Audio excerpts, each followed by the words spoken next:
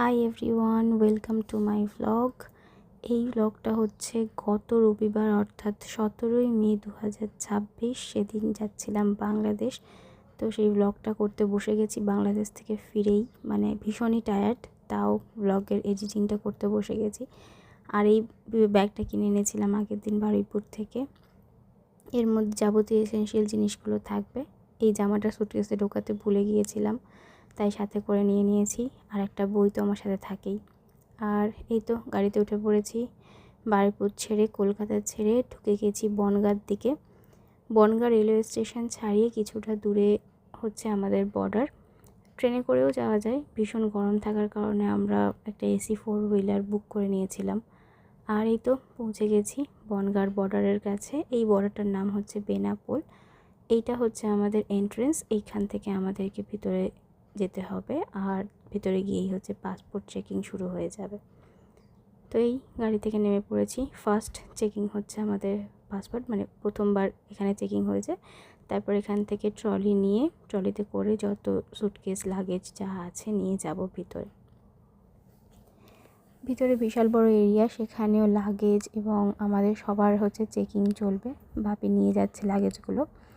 এখানে উঠেই দেখবেন বিশাল বড় একটা সিঁড়ি আছে, আর সিঁড়ির পাশে হচ্ছে প্রথমে ঢোকার আগে একটা কুপন মতো কাটতে হবে।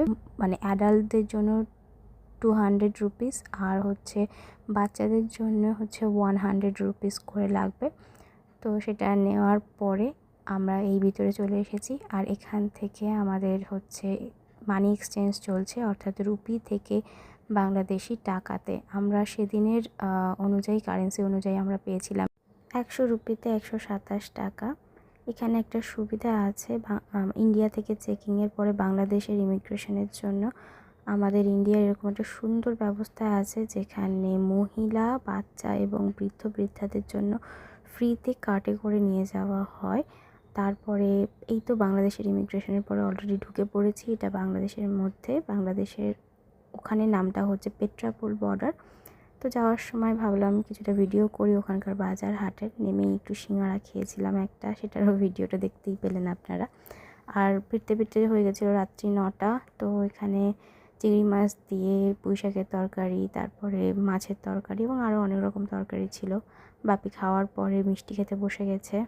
আর আমি হচ্ছে দুধ খাই রাতের বেলা করে। তো এখানে ছিল একদম পিওর কাউ মিল্ক, তো ভীষণই টেস্টি ছিল কাউ মিল্কটা। আমরা তো এখানে প্যাকেটজাত খেয়েই। তো এই তো বাংলাদেশের প্রথম দিনের ব্লগ এই।